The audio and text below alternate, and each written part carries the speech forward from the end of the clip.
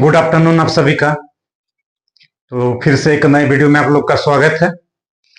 कुछ स्टूडेंट का कमेंट आ रहा था कि सर झारखंड टेट के लिए जो 1 to 5 का सिलेबस पे क्लास स्टार्ट कर दीजिए। तो चलिए आज से ही 1 to 5 के लिए क्लास स्टार्ट कर देते हैं, ठीक है। तो एक्चुअली थोड़ा सा आप लोग को जानकारी दे दूं, तो 1 to 5 हो चाहे 6 to 8 हो, ठीक है, 6 to 8 हो या डिफरेंट स्टेट्स के टीजीटी पीजीटी के सिलेबस में कॉनिक सेक्शन यानी कि कोऑर्डिनेट जियोमेट्री हम लोग का पढ़ना ही है। तो ये जो कोऑर्डिनेट जियोमेट्री का सिलेबस है, इसको अगर हम लोग पढ़ते हैं तो 1 to 5 और 6 to 8 झारखंड टेट दोनों में ये काम आने वाला है। तो जैसा कि 1 to 5 के लिए सिलेबस दिया हुआ है, लेकिन उसमें मेंशन नहीं किया गया है कि कोऑर्डिनेट जियोमेट्री के अंदर में क्या क्या पढ़ना है। तो मैं अपना अनुभव से आप लोग को पढ़ाऊंगा कि कोऑर्डिनेट जियोमेट्री में क्या पढ़ना है। तो वो सब क्वेश्चन ही आपको एग्जाम में आने वाला है, उस पोर्शन से ही क्वेश्चन आएगा, कहने का मतलब है। तो कोऑर्डिनेट जियोमेट्री में जो सबसे इंपॉर्टेंट जो सेक्शन होता है वो होता है कोनिक सेक्शन, ठीक है। कोनिक सेक्शन के तहत हम लोग मतलब बहुत सारा एलिस, सर्कल, हाइपरबोला, पैराबोला इस सब के बारे में पढ़ते हैं और ये एग्जाम के लिए बहुत ज्यादा इंपॉर्टेंट है। तो क्यों ना हम लोग इसकी कोऑर्डिनेट जियोमेट्री की शुरुआत जो है कोनिक सेक्शन से ही करते हैं। थोड़ा सा एग्जाम पॉइंट ऑफ व्यू से पढ़ते हैं, लेकिन मैं जो भी है एकदम डिटेल्स में आप लोग को एक एक चीज बताऊंगा, ठीक है। तो कीप वॉचिंग, आप लोग पढ़ना जारी रखें और आज के बाद से 1 to 5 के लिए भी लगातार मेरे तरफ से जितना भी हो सके कंटिन्यू वीडियो आएगा, ठीक है। तो चलिए स्टार्ट करते हैं।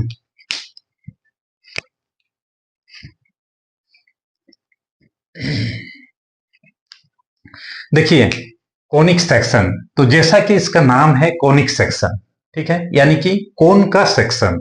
कोन आप लोग जानते हैं, क्लास 9 और 10 से ही आप लोग पढ़ते आ रहे हैं। हिंदी मीडियम में इसको जो बच्चे पढ़ते हैं वो शंकु पढ़े थे, ठीक है, यानी इसको हिंदी में बोला जाता है शंकु, ठीक।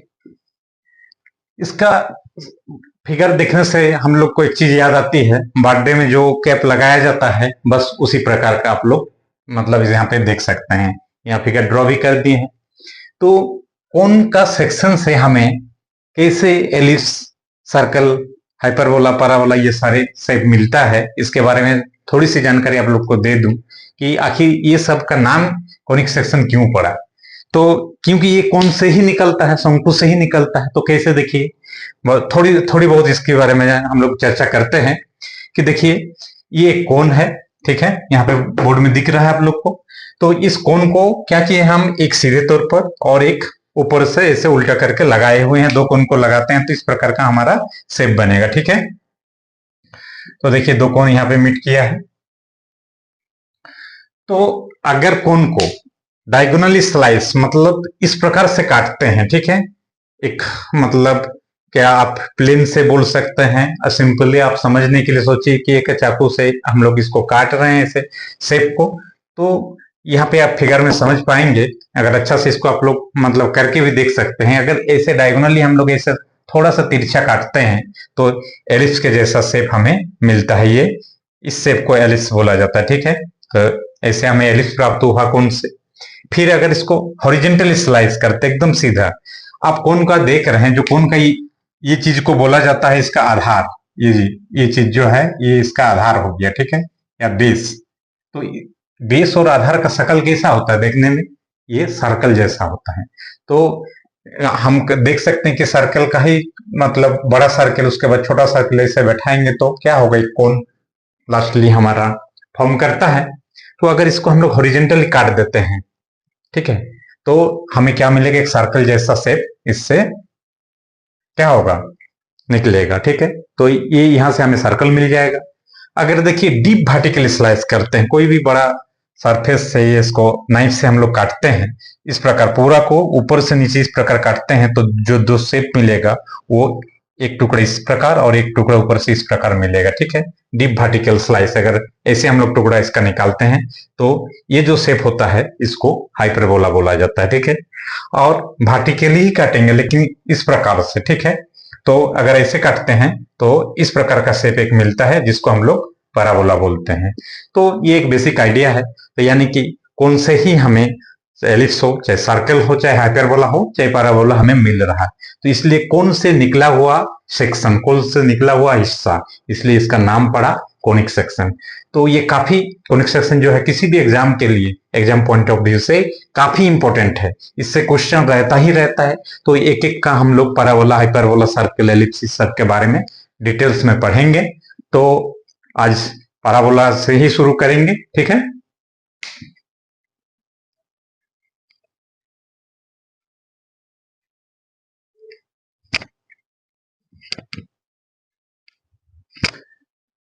देखिए पैराबोला के उसको डिफाइन करने के पहले, पैराबोला के बारे में पढ़ने से पहले एक चीज बहुत कॉमन पॉइंट आएगा, हर बार आएगा, तो क्यों ना इसको हम लोग पहले ही पढ़ लेते हैं। वो है लोकस। लोकस के बारे में जानना हम लोग को बहुत जरूरी है, ठीक है। तो सबसे पहले देखिए लोकस, आप लोग पहले से भी पढ़े हुए हैं। तो देखिए लोकस किसको कहा जाएगा। लोकस को क्या बोला जाता है, हिंदी में बोला जाता है बिंदुपथ, ठीक है। बिंदुपथ, बिंदु का मतलब होता है पॉइंट, ठीक है, और पथ का मतलब होता है क्या, रास्ता,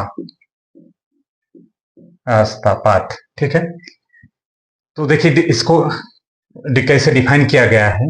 लोकस किसे कहा जाता है कि locus of a moving point. ये जो मूविंग पॉइंट टर्म है ये काफी इंपॉर्टेंट है, मूविंग पॉइंट, ठीक है। Moving point is a path traced by moving point under given geometrical condition.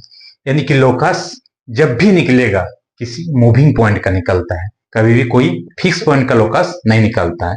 यानी कि locus of a moving point is a path, ये क्या है, ये सिर्फ एक रास्ता है, पाथ ट्रेस्ड बाय, जो कि moving point by moving point under given geometrical condition. जो रास्ता कौन बना रहा, वो मूविंग पॉइंट ही बना रहा। मूविंग पॉइंट के द्वारा क्या किया जा रहा, बनाया जा रहा, तय किया जा रहा है वो रास्ता को अंडर गिवन जियोमेट्रिकल कंडीशन। लेकिन मूविंग पॉइंट ऐसे रास्ता नहीं बना सकता है, ऐसे लोकस नहीं बना सकता है, उसमें क्या है, अंडर गिवन एक जियोमेट्रिकल कंडीशन दिया रहता है।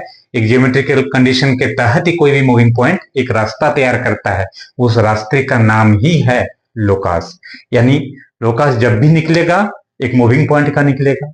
मूविंग पॉइंट जिस रास्ते से घूमेगा, जिस रास्ते से टहलेगा वो पॉइंट, मूविंग पॉइंट, उस रास्ता का नाम ही होता है क्या, लोकस।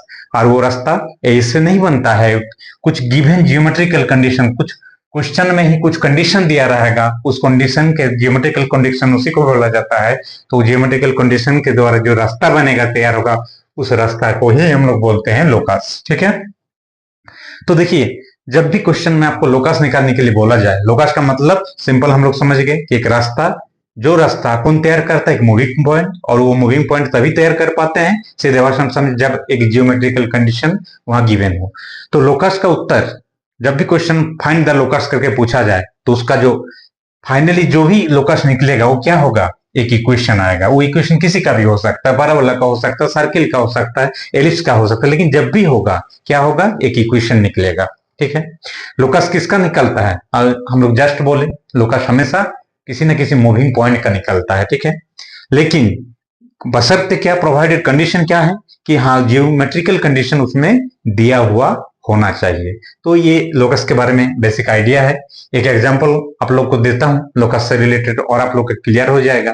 तो लोकस को जानेंगे क्योंकि जो भी हम लोग कोनिक सेक्शन पढ़ेंगे उसमें लोकस टर्म जो है बार बार रिपीट होगा, उसके बिना हम कोई भी चीज का डेफिनेशन को नहीं समझ पाएंगे।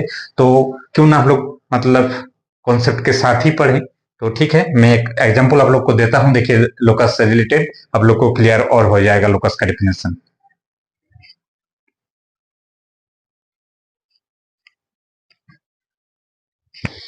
देखिए यहाँ पे क्वेश्चन है कि find the locus of P. P का कोऑर्डिनेट दिया हुआ है, इसको एक्स कोऑर्डिनेट बोला जाता है, ये वाई कोऑर्डिनेट बोला जाता है, ठीक है। तो 3 cos थीटा माइनस 7 और 5 + 2 sin थीटा दिया हुआ है, ठीक है। इसका लोकस निकालने बोल रहा है। अभी लोकस को हम लोग डिफाइन किए थे, तो हम क्या बताए थे कि लोकस जब भी निकलता है किसी मूविंग पॉइंट का निकलता है। तो आप लोग कहिएगा कि सर यहाँ पे तो कोई मूविंग पॉइंट बोल के लिखा हो नहीं है, तो हम लोग कैसे समझेंगे कि पी कोई मूविंग पॉइंट है। तो देखिए यहाँ क्या है, थीटा दिया हुआ है, ठीक है। और थीटा का अलग अलग मान के लिए ये पॉइंट पी का जो है वैल्यू अलग अलग मिलते जाएगा। थीटा का मान हम लोग 0, 30, 60 डिग्री बैठाते जाएंगे तो अलग अलग वैल्यू मिलेगा कि नहीं। यानी कि ये पॉइंट पी का कोई फिक्स वैल्यू नहीं है, ये वैल्यू क्या होगा, वेरी करते जाएगा। वेरी करने का मतलब क्या, पॉइंट अलग अलग समय पे अलग अलग जगह पे क्या होगा, शिफ्ट हो रहा है। यानी कि ये क्या है, due to theta this point P is a moving point, यानी कि एक मूविंग पॉइंट हम लोग इसको देख लिए।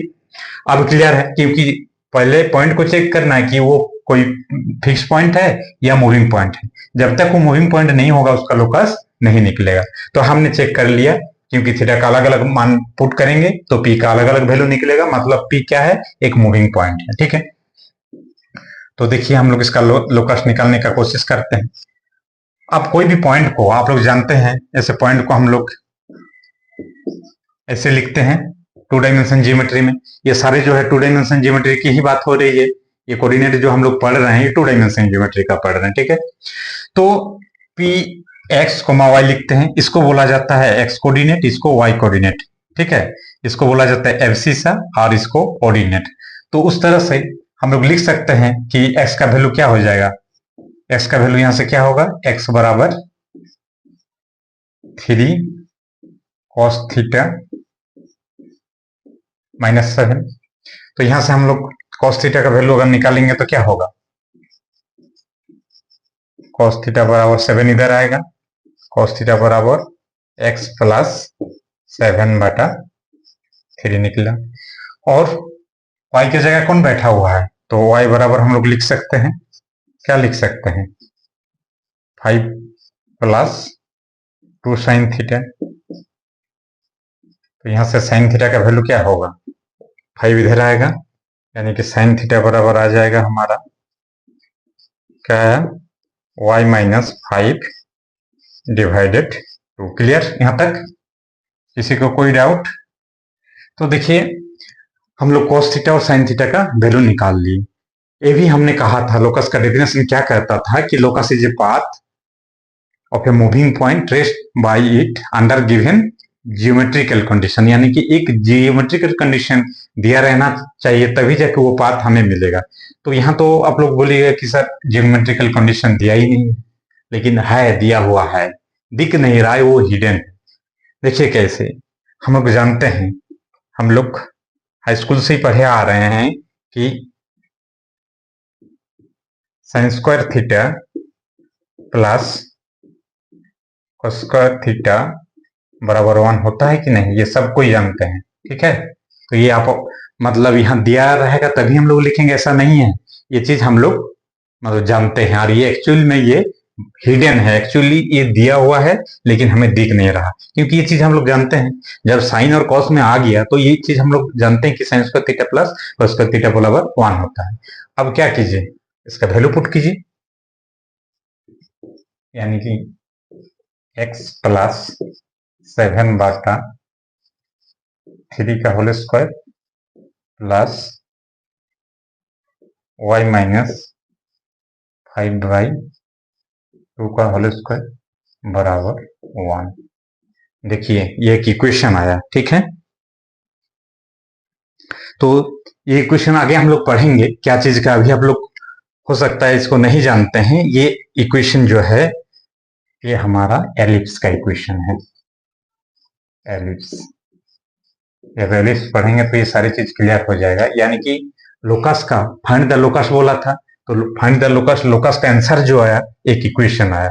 यही हमने कहा था कि लोकस का उत्तर हमेशा एक इक्वेशन में आएगा, कोई ना कोई चीज का इक्वेशन आएगा। और ये इक्वेशन क्या चीज, भले आप एलिप्स का नाम अभी नहीं जानते हैं या नहीं पहचान पाएंगे इस इक्वेशन को, लेकिन इतना तो है कि ये इक्वेशन आपका एक्स और वाई में एक, और इक्वेशन 2 डायमेंशन जियोमेट्री में इक्वेशन जब भी हम लोग लिखते हैं एक्स वाई में लिखते हैं।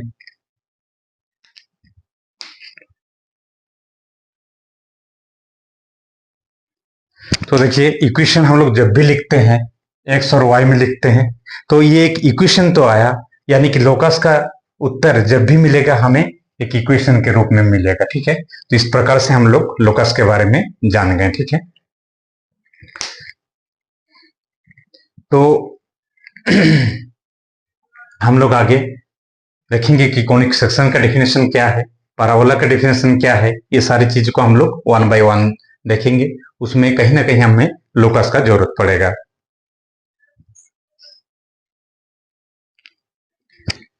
तो देखिए कोनिक सेक्शन को भी हम लोग थोड़ा सा देख लेते हैं कि इसका डेफिनेशन क्या कहता है, क्योंकि सारे पैराबोला, एलिप्स, हाइपरबोला सब कोनिक सेक्शन ही।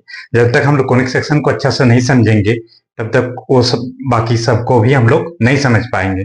तो देखिए कोनिक सेक्शन का डेफिनेशन क्या कहता है कि एक कोनिक सेक्शन और कोनिक, सिंपली इसको कोनिक भी बोला जाता है, कोनिक इज द लोकस। इसीलिए हमने पहले ही आप लोग को लोकस बता दिए कि लोकस क्या है। ऑफ ए पॉइंट पी, किसी एक मूविंग पॉइंट है तो उसका एक लोकस है, ठीक है।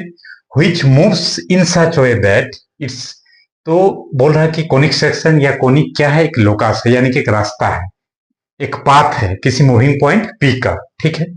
व्हिच मूव्स, तो ये मूविंग पॉइंट कैसे पी मूव करता है, इन सच वे दैट, इस तरह से कि इट्स डिस्टेंस, किसका, पी का distance, from a fix point S, एक फिक्स पॉइंट एस से always be are a constant ratio to its distance from a fixed line, all being in the, सभी सारे जो है सेम प्लेन में। क्या कह रहा देखिए कि एक कोनिक सेक्शन या कोनिक एक लोकस से एक रास्ता है किसी मूविंग पॉइंट पी का, और वो मूविंग पॉइंट पी इस तरह से मूव कर रहा है कि उसका दूरी, डिस्टेंस, एक फिक्स पॉइंट एस से always be are a constant ratio to its distance from a fix line. यानी कि ये जो पी पॉइंट है, देखिए फिगर में डेफिनेशन क्लियर हो जाएगा। ये एक मूविंग पॉइंट है, ठीक है। यहां तो देखने से लग रहा है कि फिक्स है, लेकिन ये फिक्स नहीं है, एक मूविंग पॉइंट है। इसका जो दूरी किसी, ये फिक्स है, ये एस हमारा फिक्स पॉइंट, ठीक है, ये फिक्स पॉइंट, किसी फिक्स पॉइंट से इसका जो दूरी है और किसी फिक्स लाइन, ये फिक्स लाइन है हमारा, ठीक है।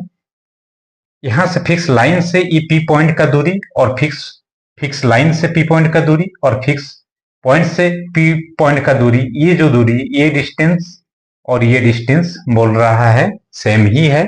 यानी कि इसका अगर रेशियो हम लोग निकालेंगे तो एक कांस्टेंट रेशियो मिलेगा। यानी कि कहने का मतलब है कि S P by P M का जो रेशियो होगा वो हमेशा एक कांस्टेंट रेशियो मिलेगा, ठीक है। ये नहीं कि अगर ये पॉइंट, ये तो मूविंग पॉइंट है, मान लीजिए कि ये पॉइंट यहाँ पे आ गया, ठीक है, तो हम दूसरा कलर में दिखा रहे हैं कि मान लीजिए कि ये पॉइंट पी पॉइंट यहाँ पे, ये तो मूव कर रहा है, तो मूव करते करते कभी यहाँ पे आएगा, तो उस समय भी एस से इसका दूरी और इस लाइन से इसका दूरी, यानी कि उस केस में भी अगर मान लीजिए इसका एम डैश नाम दे देते हैं, समझने के लिए पी डैश नाम देते हैं, तो S P dash by P M dash भी, मान लीजिए इसका वैल्यू ए आया था तो ए भी ए ही रहेगा। Actually P dash P point ही है, इसका नया पोजीशन है, क्योंकि ये मूविंग पॉइंट है तो ये तो घूम रहा है, और ये एम, मतलब एम डैश जो है एम ही है,